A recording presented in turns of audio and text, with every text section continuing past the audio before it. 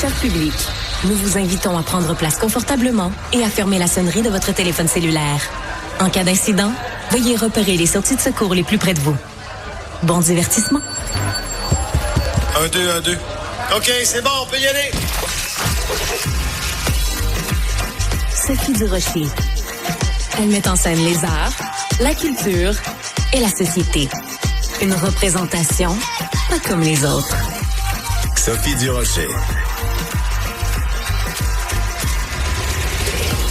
Bonjour tout le monde. Écoutez, je suis tellement contente de me retrouver ici avec un micro, un 7 mars, parce que demain, c'est la Journée internationale des droits des femmes. Je me considère privilégiée, mesdames et messieurs, en 2025, d'avoir un micro. Je me considère privilégiée de vivre dans un pays qui est pas encore un pays, mais mettons, de vivre au Québec, qui est un endroit où on respecte les droits des femmes, puisque c'est le sujet, hein, c'est ça qu'on va souligner et fêter demain.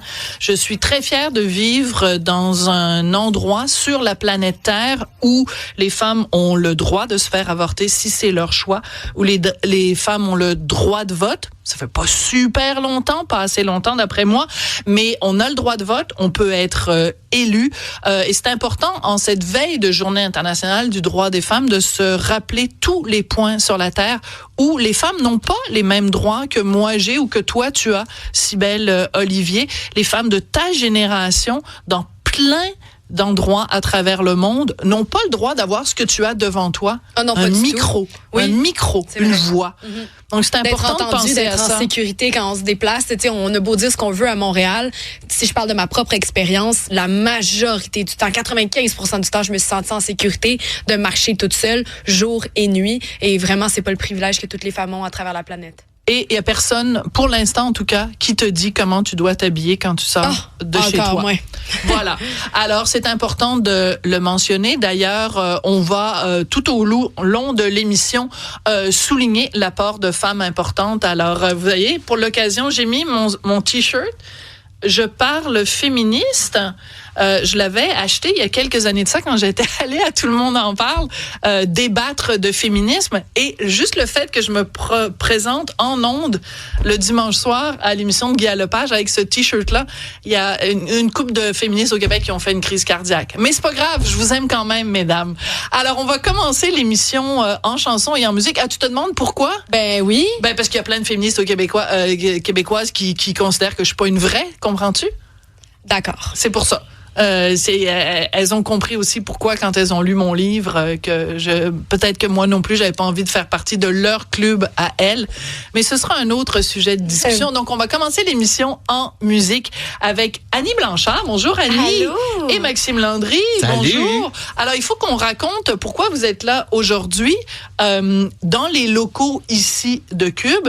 Ben, à l'autre étage, c'est le local où on fait toutes les photos pour le magazine 7 jours, la semaine éco-vedette et tout ça. Et à un moment donné, j'étais allée me chercher un lunch, puis je vous ai croisés tous les deux avec Marie-Hélène Thibert, et je trouvais que vous aviez tellement une belle complicité tous les deux. Je me suis dit, il faut les recevoir. Donc, c'est gentil. Alors donc, vous avez évidemment cet album qui s'intitule À bon port, qui sort aujourd'hui. Oui, et que ça tombe donc bien. Mais je reviens sur ça. Je vous croise dans les corridors et vous êtes là tous les deux, Maxime et Annie, et il y a quelque chose dans votre regard, votre amitié transparaît.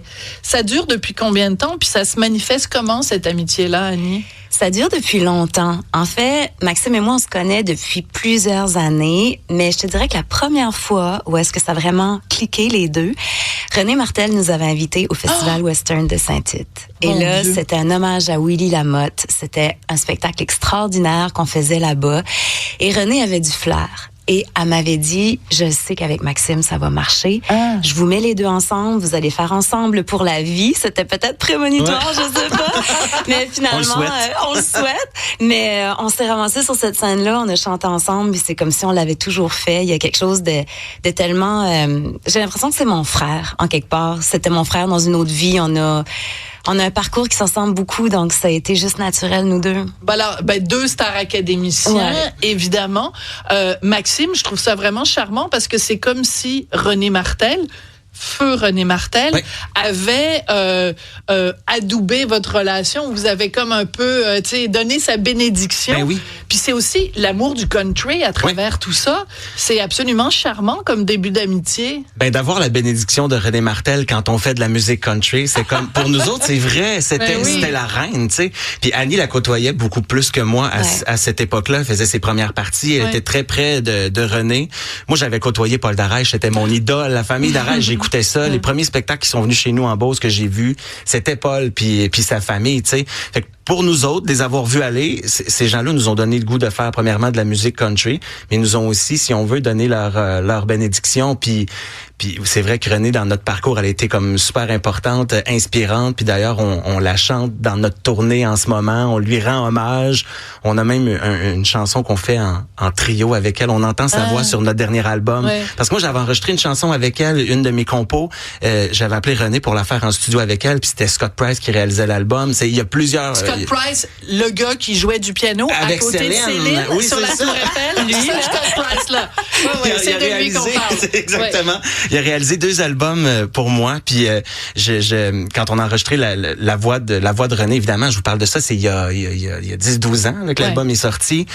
Puis récemment, après le départ de René, en fait, j'ai appelé Scott, qui était avec Céline à quelque part. Puis j'ai dit, Scott, as-tu encore ça dans tes disques durs? Peux-tu fouiller puis retrouver? Parce que fallait vraiment isoler la voix de René pour en faire une nouvelle version. Ce qu'on a fait, puis ce qui fait qu'aujourd'hui, dans le spectacle qu'on fait en ce moment, qu'on va faire au Casino demain et dimanche, on entend cette voix-là de René Martel qui chante avec Annie et moi. Tu sais, c'est magnifique. C'est un immense cadeau qu'on a reçu de ces pionniers-là, tu sais, pour nous autres. Alors, on va évidemment parler du nouvel album, mais je suis contente que tu parles de cette tournée-là, le spectacle country de nos idoles, parce que bon, il y a évidemment du Paul Darèche, il y a du René Martel et tout ça, mais moi, je veux qu'on prenne quelques instants pour pour parler de quelque chose qui, selon moi, est vraiment bizarre. Comment se fait-il qu'il y ait autant de gens au Québec qui aiment le country, qui se déplacent pour aller voir vos spectacles de country et qu'il y ait si peu premièrement, d'émissions consacrées au country, qu'il y en a pas suffisamment qui jouent à la radio et qu'il y a comme une élite au Québec qui snobe encore un peu le country. C'est fou, c'est comme un monde parallèle, hein? Parce que Paul Darèche, avant de lancer son album Mes amours, mes amis, puis vendre 100 000 copies, puis que là, tout d'un coup, les gens reconnaissent Paul, mais ça faisait déjà, je sais pas combien d'années qu'il faisait ce métier-là, il y avait son public, il avait vendu aussi des centaines de milliers d'albums, là. C'est vraiment comme ça. Puis René Martel aussi, il y a une espèce de monde parallèle qui consomme de la musique, qui vont voir des spectacles, qui sont fidèles aussi à leurs artistes.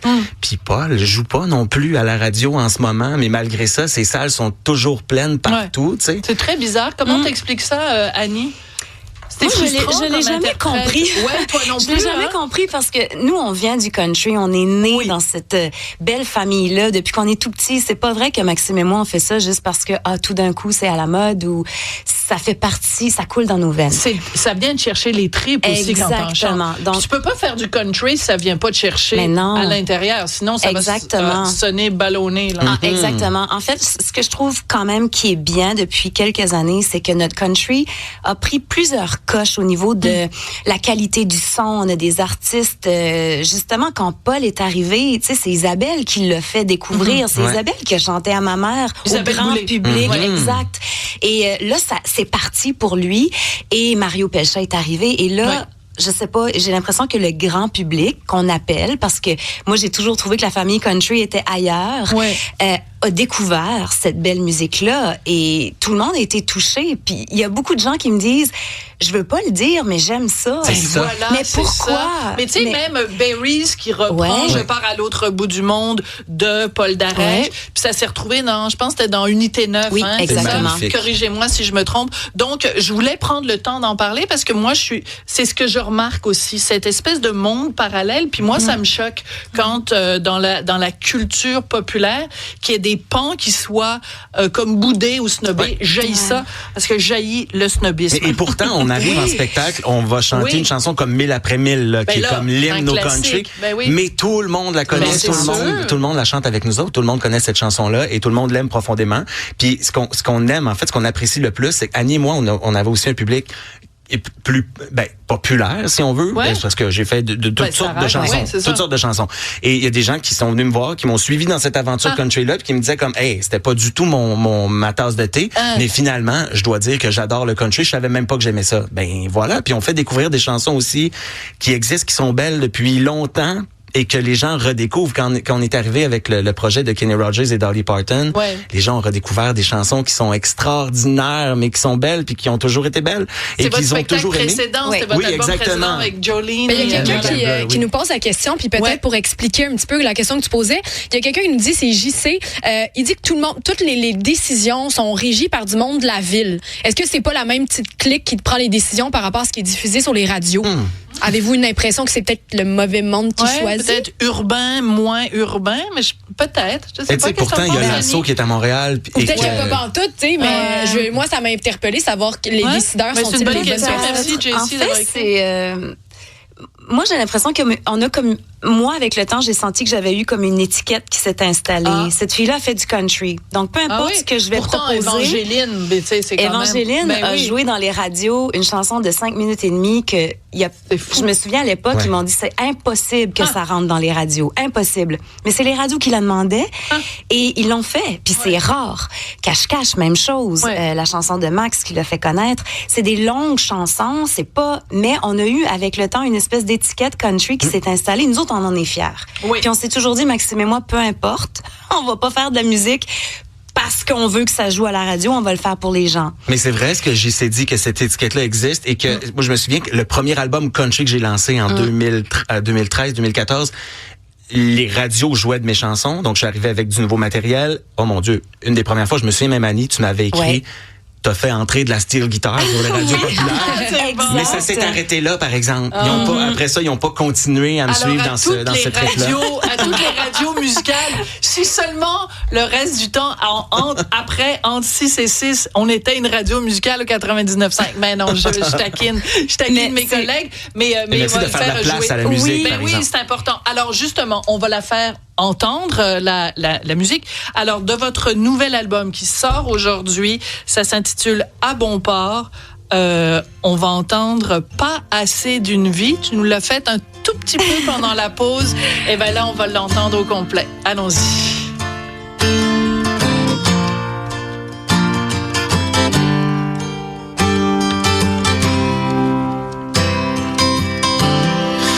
J'ai tout donné, toute ma vie. J'ai rien volé, j'ai tout acquis. J'ai tant rêvé, j'ai tant subi, mais je suis resté avec toi ici. S'il fallait que demain soit arrivé le bout du chemin, je n'aurais pas assez d'une vie. Je t'ai aimé, tu m'as menti, tu m'as trompé, moi je t'ai souri. Oh, tu as été plus qu'une chanson et je te dois mon horizon.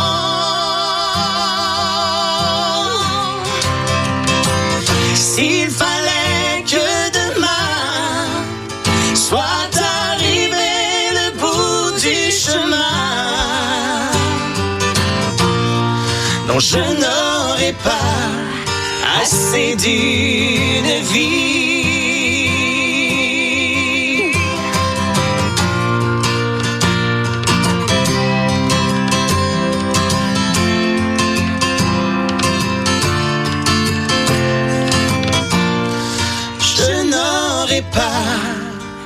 passé d'une vie. Un dernier mot, un signe de la main, à bout de sanglots. J'ai serré en vain de tout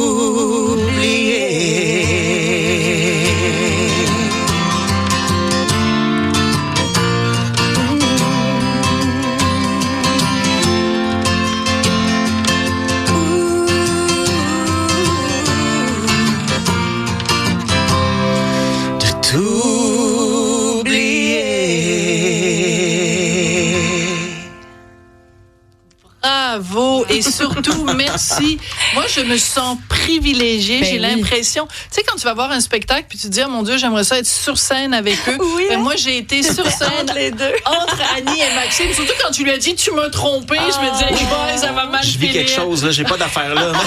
C'est ça, à te regarder. C'est ça. C'est pas comme à toi qu'elle parle. Elle parle à On va quelqu'un vous inviter au casino entre nous deux pour cette chanson-là. En fait, ça. Pour voir ses faces, ses réactions. Dans le fond, on fait de la radio pour se payer des shows privés. Exactement. C'est ça. Tout Merci ça est un de prétexte. l'invitation. Merci Maxime Landry, merci Annie Blanchard. Il n'y a aucun risque qu'on vous oublie. Votre album À bon port sort aujourd'hui, puis vous allez être demain et dimanche au Casino de Montréal, puis ensuite Saint-Eustache, Brossard, Québec, Terrebonne, partout au Québec. Merci d'avoir été là. Merci.